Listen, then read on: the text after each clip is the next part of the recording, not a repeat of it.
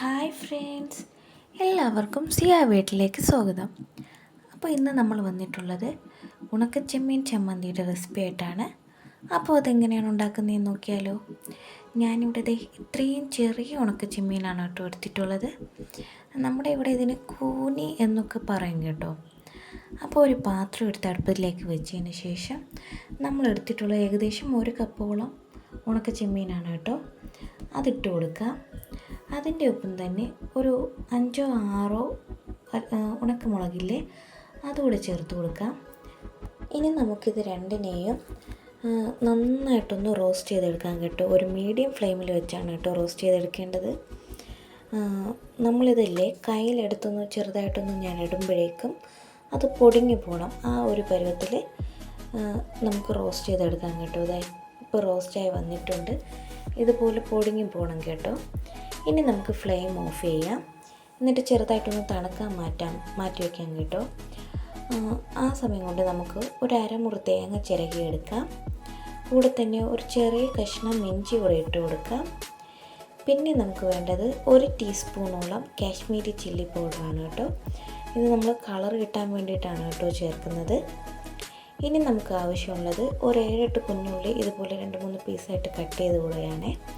ഇനി ഇതെല്ലാം ഒരു മിക്സിയുടെ ജാറിലെടുത്ത് നമ്മൾ ചമ്മന്തിക്ക് അരക്കില്ലേ, ആ പരുവത്തിലൊന്ന് അരച്ചെടുക്കാം. അപ്പോൾ അത് ഈ പരുവത്തിലാണ് കേട്ടോ അരച്ചെടുക്കേണ്ടത്. ഇനി നമുക്കിതിനെ മറ്റൊരു പാത്രത്തിലേക്ക് മാറ്റാം. എന്നിട്ട് ആ മിക്സിയിൽ തന്നെ നമ്മൾ നേരത്തെ റോസ്റ്റ് ചെയ്തെടുത്തിട്ടുള്ള ഉണക്കച്ചെമ്മീനും വറ്റൽമുളകും ഒക്കെ ഇല്ലേ, അതൊക്കെ ഇട്ട് കൊടുക്കാം കേട്ടോ.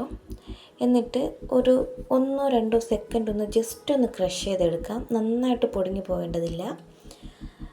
എങ്കിലും ഈ വറ്റൽമുളകൊക്കെ ഇതുപോലെ ചെറിയ പീസായിട്ടൊന്ന് ആവുന്ന രീതിയിൽ ക്രഷ് ചെയ്തെടുക്കാം കേട്ടോ. ഇനി നമുക്കൊരു പാത്രം എടുത്ത് വെച്ച് അതിലേക്ക് ഒരല്പം സൺഫ്ലവർ ഓയിൽ ഒഴിച്ച് കൊടുക്കാം.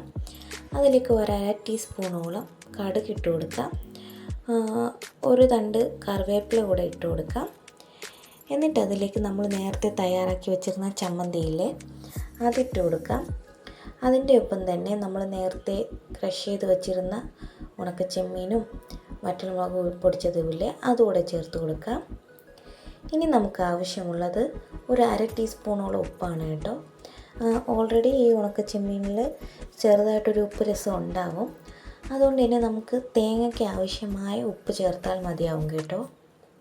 ഇനി നമുക്ക് ഇതെല്ലാം ഒന്ന് ലോ ഫ്ലെയിമിലിട്ടൊന്ന് മിക്സ് ചെയ്തെടുക്കാം കേട്ടോ. ഇതുണ്ടല്ലോ, ഇതിലെ ഈ തേങ്ങയുടെ നനവില്ലേ, അത് നല്ല രീതിയിൽ മാറുന്നത്രയും റോസ്റ്റ് ചെയ്തെടുക്കുകയാണെങ്കിൽ ഏകദേശം 1-1.5 മാസത്തോളം നമുക്ക് പുറത്ത് തന്നെ സ്റ്റോർ ചെയ്ത് യൂസ് ചെയ്യാൻ പറ്റുന്ന ഒരു ഐറ്റമാണ് കേട്ടോ ഇത്.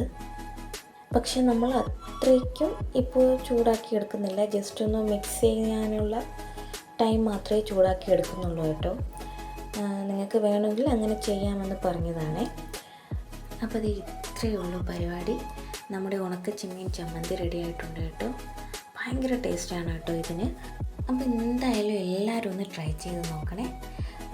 ഈ ഒരു റെസിപ്പി ഇഷ്ടപ്പെടുകയാണെങ്കിൽ എന്തായാലും കമൻറ്റ് ചെയ്യാനും ലൈക്ക് ചെയ്യാനും ഷെയർ ചെയ്യാനും, പിന്നെ സബ്സ്ക്രൈബ് ചെയ്ത് കാണാത്ത കൂട്ടുകാരൊക്കെ ഒന്ന് സബ്സ്ക്രൈബ് ചെയ്ത് സപ്പോർട്ട് ചെയ്യാനും മറക്കല്ലേ. അപ്പോൾ നമുക്ക് മറ്റൊരു വീഡിയോ ആയിട്ട് വീണ്ടും കാണാം.